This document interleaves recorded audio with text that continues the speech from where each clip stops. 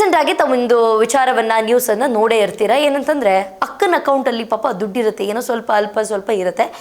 ಆ ದುಡ್ಡನ್ನ ತಗೊಳ್ಳೋದಕ್ಕೆ ಅಣ್ಣನೋ ತಮ್ಮನೋ ಒಬ್ಬ ಪಾಪ ಬ್ಯಾಂಕಿಗೆ ಹೋಗಿ ಕೇಳ್ತಾರೆ, ನಮ್ಮ ಅಕ್ಕನ ಅಕೌಂಟಲ್ಲಿ ಇಷ್ಟು ದುಡ್ಡಿದೆ ಕೊಡಿ ಅಂತ.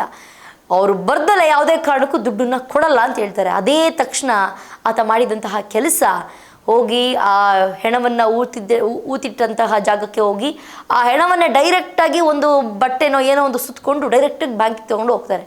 ಆನಂತರ ಬ್ಯಾಂಕ್ನವ್ರಿಗೆ ಬುದ್ಧಿ ಬರುತ್ತೆ. ಆ ನಂತರ ಆ ವ್ಯಕ್ತಿಯನ್ನು ಕರೆದು ಆ ನಂತರ ಆ ವ್ಯಕ್ತಿಗೆ ದುಡ್ಡನ್ನು ಕೊಡ್ತಾರೆ. ನೋಡಿ, ನ್ಯಾಯಕ್ಕಾಗಿ ಇಲ್ಲೂ ಅಂಥದ್ದೇ ಒಂದು ಘಟನೆ ನಡೆದಿದೆ. ಹೆತ್ತ ತಾಯಿಯ ಕೊಳೆತ ಶವವನ್ನೇ ಬೈಕ್ನಲ್ಲಿ ತಂದಂತಹ ಮಕ್ಕಳು, FIR ಕೂಡ ದಾಖಲಾಗಿದೆ. ದಾವಣಗೆರೆ ಜಿಲ್ಲೆಯ ಆದಾಪುರದಲ್ಲಿ ತಾಯಿಯ ಸಾವು ಕೊಲೆ ಅಂತ ಶಂಕಿಸಿ ಇಬ್ಬರು ಪುತ್ರರು ರಾತ್ರೋರಾತ್ರಿ ಸಮಾಧಿಯನ್ನ ಅಗೆದು ಕೊಳೆತ ಶವವನ್ನ ಬೈಕ್ನಲ್ಲಿ ಆಸ್ಪತ್ರೆಗೆ ತಂದಂತಹ ಆಘಾತಕಾರಿ ಘಟನೆ ನಡೆದಿದೆ. ಮರಣೋತ್ತರ ಪರೀಕ್ಷೆಗಾಗಿ ಮಕ್ಕಳು ನಡೆಸಿದ ಈ ಒಂದು ಭೀಕರ ಹೋರಾಟ ಈಗ ಅವರ ಪಾಲಿಗೆ ಮುಳುವಾಗಿದೆ. ಕಾನೂನು ಉಲ್ಲಂಘನೆಯ ಹಿನ್ನೆಲೆಯಲ್ಲಿ ಅವರ ವಿರುದ್ಧವೇ FIR ದಾಖಲಾಗಿದೆ. ಯಾಕಾಗಿ ಆಗ್ರಹಿಸಿ ತಾಯಿಯ ಕೊಳೆತ ಶವವನ್ನ ಸಮಾಧಿಯಿಂದ ಹೊರತೆಗೆದು ಬಟ್ಟೆಯಲ್ಲಿ ಸುತ್ತಕೊಂಡು ರಾತ್ರೋರಾತ್ರಿ ಬೈಕ್ ಮೇಲೆ ಆಸ್ಪತ್ರೆಗೆ ಹೊತ್ತೊಯ್ದಿದ್ದಾರೆ.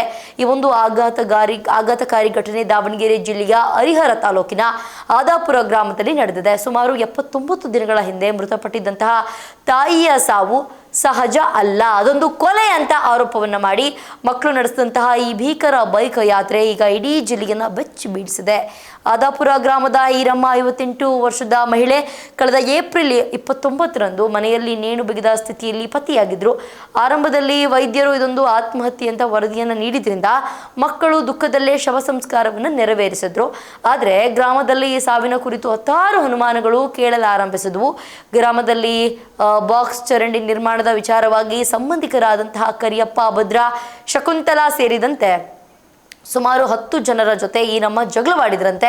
ಅವರೇ ತಾಯಿಯನ್ನ ಹೊಡೆದು ಕೊಲೆ ಮಾಡಿ ನಂತರ ನೇಣು ಹಾಕಿದ್ದಾರೆ ಅಂತ ಮಕ್ಕಳು ಗಂಭೀರವಾಗಿ ಆರೋಪವನ್ನ ಮಾಡ್ತಾ ಇದ್ದಾರೆ. ತಾಯಿಯ ಮೈ ಮೇಲೆ ಗಾಯದ ಗುರುತುಗಳಿದ್ವು ಎಂದು ಹಿರಿಯ ಮಗ ಮಂಜುನಾಥ್ ಹಾಗೂ ಕಿರಿಯ ಮಗ ವೆಂಕಟೇಶ್ ದೂರಿದ್ದಾರೆ.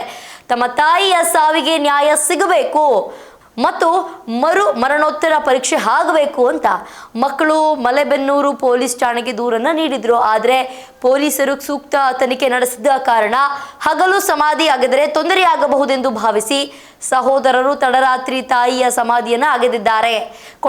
ಕೊಳೆತ ಸ್ಥಿತಿಯಲ್ಲಿದ್ದ ಶವವನ್ನು ಬಟ್ಟೆಯಲ್ಲಿ ಸುತ್ತಕೊಂಡು ಬೈಕ್ ಮಧ್ಯೆ ಇರಿಸಿಕೊಂಡು ದಾವಣಗೆರೆ ಜಿಲ್ಲಾ ಆಸ್ಪತ್ರೆಯತ್ತ ಮುಖವನ್ನ ಮಾಡಿದ್ದಾರೆ.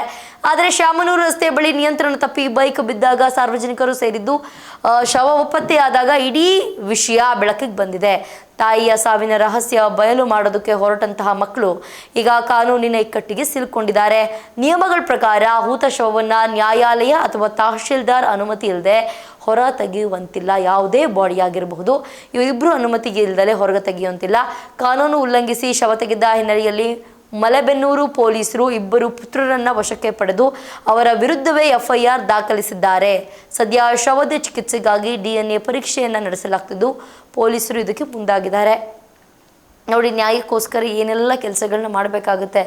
ಸತ್ತಿರುವಂತಹ ದೇಹವನ್ನು, ಕೊಳ್ತಿರುವಂತಹ ದೇಹವನ್ನು ತಗೊಂಡು ಆಸ್ಪತ್ರೆಗೆ ಬರುವಂತಹ ಪರಿಸ್ಥಿತಿ ನಿರ್ಮಾಣ ಆಗಿದೆ. ನೋಡ್ಬೇಕಿದೆ ಈ ಪಾಪ ಇವ್ರ ಮೇಲೆ FIR ಆಗುತ್ತಾ ಅಥವಾ ಇವ್ರನ್ನೇನಾದರೂ ಮಾಡ್ತಾರ ಕಾದು ನೋಡಬೇಕು. ಇದಾಗಿತ್ತು ಇವತ್ತಿನ ವಿಶೇಷ. ನೋಡ್ತಾ ಇರಿ ಸ್ಪೀಡ್ ನ್ಯೂಸ್ ಕನ್ನಡ, ಸುದ್ದಿ ನಿಮ್ಮದು, ವೇಗ ನಮ್ಮದು.